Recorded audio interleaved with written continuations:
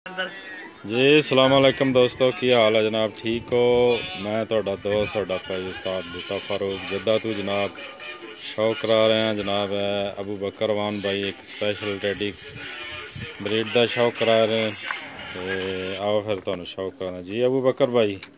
ये बस जनाब मौली बिलाल साहब के घर का 37 नंबर जी ब्लड लाइन हुई है जी जी पहला दसी है उस्ताद साद अब्दुल अब्दुल मजीद मजीद जी उस्ताद अब्दुल मदीने मजीद वाले उन्होंने साहब घर दी चैंपियन ऑफ मदीना जी जनाब उन्होंने कबूतर चूहे भी बनाए उन्होंने माशाअल्लाह जी लाजवाब। आप का शौक करो जनाब कुन्ने का शौक करो माशाअल्लाह। कबूतर करीब चीचा जरा बगल दे पार देखो थोड़ा कबूतर क्रीच दुम दिखा दो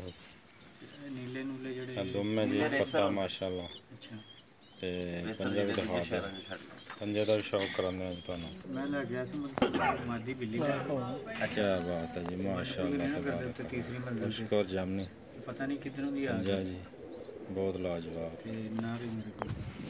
है जनाब। शौक करो दी आँख और कुंदा सारा कुछ दिखा देता है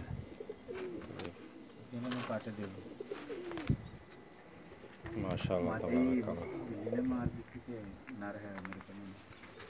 है जी अबू बकर वान भाई ने।